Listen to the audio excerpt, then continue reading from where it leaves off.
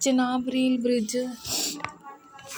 कहाँ पे लोकेटेड है, मैं बाद में बना रही हूँ वीडियो, मेरी सबसे बड़ी गलती है। उसी दिन ही बना के मुझे अपलोड कर लेनी चाहिए, पर इतना टाइम नहीं था मेरे पास, मैं बहुत स्ट्रेस में थी, मेरा पेपर ठीक ही हुआ है, तो सॉरी फॉर दैट।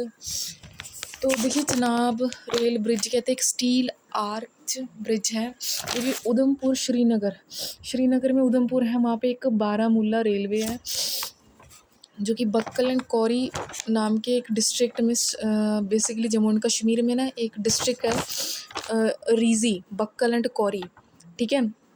और श्रीनगर में उधमपुर है, उसके बिटवीन एक बारामूला रेलवे आता है, तो वहाँ से चेनाब रिवर बहती है। तो क्वेश्चन क्या था, कहाँ पे लोकेटेड है, बेसिकली ब्रिज की बात की जा रही है यहाँ पे, जो हाईएस्ट रेलवे आर्च ब्रिज माना जाता है। तो नेक्स्ट है हमारे पास एपिस्टेमोलॉजी का मतलब होता क्या है। देखिए, एपिस्टेमोलॉजी कहते हैं, एक ब्रांच होती है, एक मिनट, एपिस्टेमोलॉजी बड़ी एक डिक्शनरी की जिसमें टर्मिनोलॉजीज नहीं होती हैं, वहाँ से उठाई गई है। ये कहते हैं फ़िलॉसफी की ब्रांच है, जो कि नेचर को स्टडी करना, ओरिजिन बना कैसे, उसका स्कोप क्या है और उसकी कितनी लिमिट तक नॉलेज है, उसको पढ़ना एपिटोमोल। तो इसका आंसर क्या आएगा, इसका करेक्ट आंसर नहीं मुझे समझ में आ रहा है, इसका आंसर क्या आएगा, basically theory of the knowledge. सारी थ्योरी आ गई, ओरिजिन बना कैसे, स्कोप क्या, लिमिट, ये सब थ्योरी था इसका आंसर। मुझे लगता है मेरा ये चेक कर लूँ मेरा सही है कि ये भी गलत करके आई हूँ एग्ज़ाम में। सही है, मेरा थ्योरी ऑफ नॉलेज तो सही है।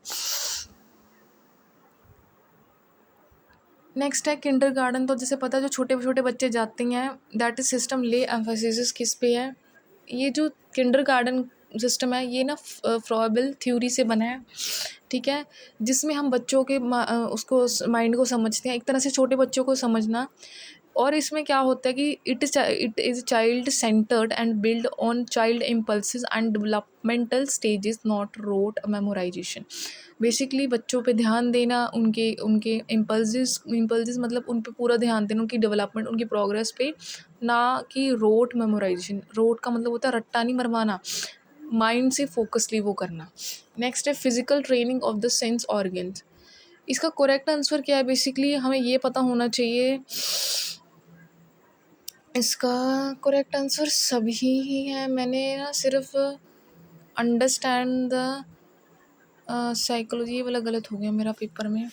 फिज़िकल ट्रेनिंग भी तो दी जाती है उनको, उन बच्चों को गेम्स सिखाई जाती हैं, छोटे छोटे गिफ्ट्स दिए जाते हैं ना, कुछ टच करवा दिया, कुछ दिखा दिया, जैसे कोऑर्डिनेट करवा दिया।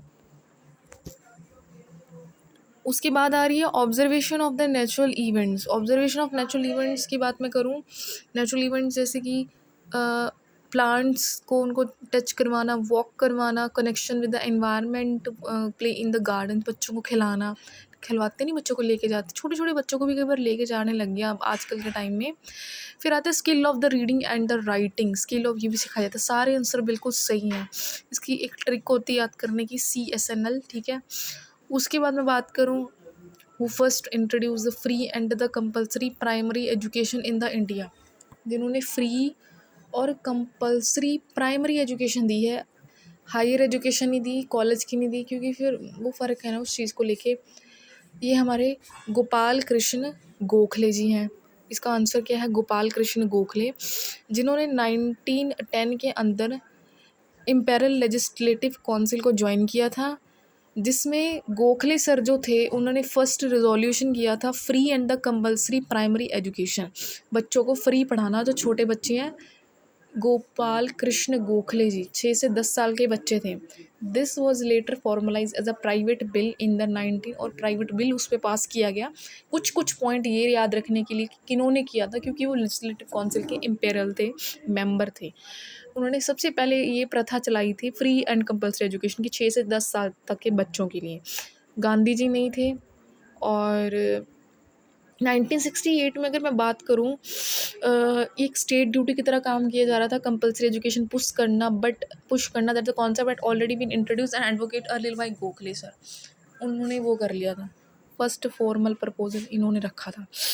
बड़ौदा में था महाराजा साईजी राव गायकवाड़ के नाम से एक एक्सपेरिमेंट किया गया था। आरटी एक्ट पास भी किया गया है। Constitutional guarantee. अगला क्वेश्चन क्या है? अगला क्वेश्चन मुझे लगता है क्वेश्चन ना हो चुके हैं, बस हो गए हैं।